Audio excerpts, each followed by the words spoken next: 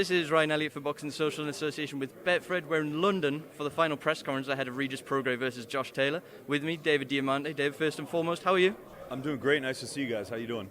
Very good, thank you. As mentioned, we're here for a monster of a fight, a big night of boxing. The Muhammad Ali Trophy is sat right behind you. We've got the World Boxing Super Series final, unification, Ring Magazine belt on the line. Huge fight. Talk to me about it. Look, back in July of 2018, I hosted the gala, the Season 2 gala, when we did the drawing, and we knew who was going to fight who. And at that time, we said Prograis-Taylor. I mean, these are the top two guys, and now it's finally happening. So this fight, 2 years in the making, two undefeated champions, two southpaws, just two world champions. It's an incredible fight. You really can't get a better fight. We've all been trying to find the little things to separate them because it is so hard to call. I know Regis Prograis is a slight favourite with the bookmakers. One thing a lot of people have been citing this week, now that we've seen them together, even at the workout yesterday, is the size. Do you think that could play a big part in this? Josh Taylor having that big reach advantage and that big size advantage? I don't know if it's big. He has it, but I think Prograis has his boxing acumen can counteract that. But I think, to me, I favor Taylor slightly in this fight. I think it's 50-50, but I'm going to give it 51-49 for Taylor. I think that Taylor, even though he doesn't punch as hard as Regis, which he absolutely doesn't, I don't think, he still cracks. And I think, the speed and the timing is what really causes stoppages and knockouts and hurts guys and frustrates guys. And I think Taylor's shown himself to be able to do that very well. And he has an ultimate, very strong belief in himself, and I like him in this fight. Moving on to the rest of the card, David, lots of big fights to go through. Derek Chisora, we thought he was going to be facing Joseph Parker. That wasn't to be. Joseph Parker withdrew due to illness. In steps a big truck, David Price. Really intriguing fight. It seems to have captured the public's imagination, this one. Really hard to sort of call what is going to happen here, but like I say, intriguing fight for the fans. It's a very intriguing fight, and it's kind of more of a British dust-up, which we've been seeing a lot of lately, which are just some of the best. I mean, absolutely love them. We just saw an incredible fight last weekend with Ritson and Davies Jr. in Newcastle. What a fight that was.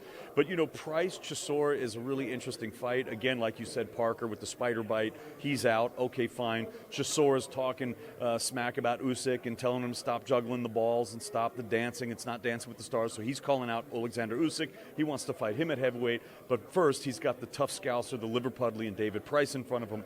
Pricey obviously can bang. He's got the long reach.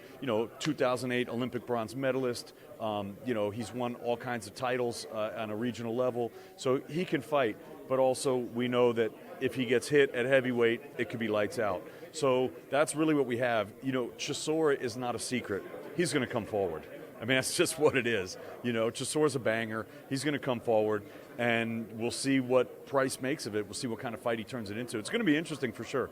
Both guys can punch. Before we move on to other fights on the card and other fights elsewhere as well, David, you and I were just speaking off camera about where this card ranks among those you've covered. It's obviously, I appreciate there's plenty of them and it's hard to say, but could you give us a little indication of what you feel could be the best card you've covered during your time as a ring announcer? It's really hard to say because there's been so many thousands of cards. There's been a lot of them.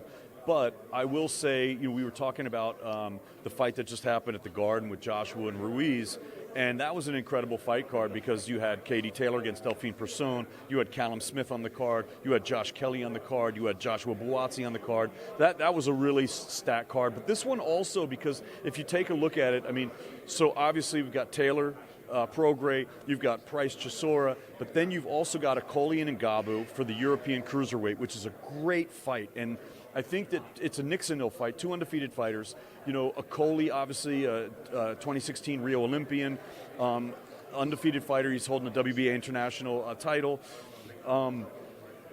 He wants to move up to heavyweight, okay? But he wants to win a title at cruiser, and this is a big step. The European is a big step for that. In Gabu, even Gabu is a really tough guy. He's from Belgium. He's actually from the same West Flanders, from the same part of Belgium that Delphine Persoon is from.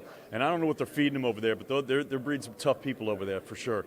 And Gabu's tough, and he left his family to train at the Ingle Gym, and he's been gone for over a year. I mean, it shows a lot of what this game means to him. He's really putting it all in. So he's coming to win. I think you can get a hell of a fight. And then of course there's Ricky Burns and Lee Selby. This is a great fight. I believe it's a great fight. It's at lightweight, so they're fighting at 9 stone 9, 135, and you've got the 3-time world champion Ricky Burns fighting against Lee Selby, former featherweight champion of the world. He's moving up a couple weight divisions. That's really interesting. Burns is a little bit older, 36. We'll see if that, so both of those things could maybe cancel each other out. Lee Selby coming up in weight. Will he carry his power? Selby or Burns, being a little bit older, will he still, especially at the lightweight, will he still have the speed and the nuance to deal with a guy like Selby? It's a great fight. So Lightning Lee and the Rickster, Scotland v. Wales is a great fight.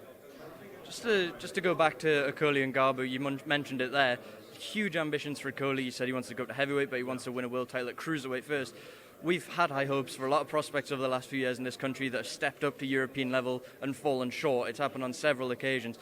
And Garbu, as you mentioned, tough as nails.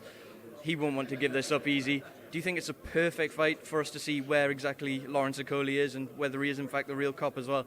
I think it's a great litmus test. I absolutely do. It really is. And these are, you make a really interesting point because, you need to walk before you can run. And a lot of these guys, they become 5-0, 10-0, and it's like, okay, that's because you've been handled correctly. You start getting in really tough, and even really good fighters can get losses and can get some really, really tough lessons. And I think that's really important for these fighters to understand. There's levels to this game, and everyone says that, but there really are levels to this game. And that's why it's really important to handle a fighter correctly, because if you throw a guy in too deep, too young, you're going to damage him and you ruin his career. But you step a guy up incrementally the right way at the right time. You give him just enough that he can chew it and he can digest it, but he's going to have a tough time. Those are the fights where a guy learns, and when he finally gets to world level or European level, he can deal with things when he gets into deep water. And this is one of those type of fights. One thing I wanted to get your thoughts on, David. News broke last night that Devin Haney had been promoted to WBC World Champion. Vasily Lomachenko had been made franchise champion. I know that Lee Selby and Ricky Burns both have an eye on that situation now, given the winner could actually be in for one last roll of the dice at the world title. What do you make of that situation, David? Well, this is the thing, as far as the politics and the sanctioning bodies, I don't really get too involved in that. But I will say, Charlo, they did the same thing with Charlo. I don't think as a champion you want to win by getting an email, but it is what it is. He's champion now, which is great for Devin. I think that Devin, we're going to be seeing a lot of him. This kid is so talented. Like I said, there's levels. This kid's got levels to him, and we've been seeing it. He's been stepping up, and he's been really doing everything right. He really looks like the real deal. But lightweight is a very exciting division right now.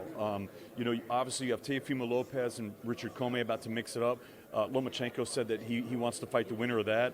I think that that Lopez has his hands full with that fight. Richard Comey is not a joke. He's a real champion.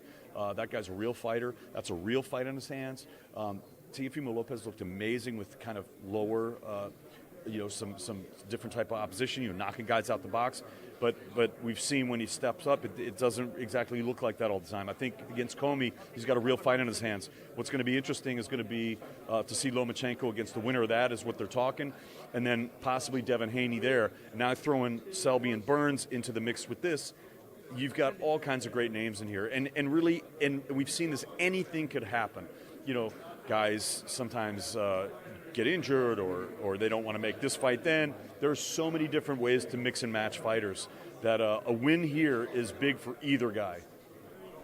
Another name in that red-hot lightweight mix, Luke Campbell.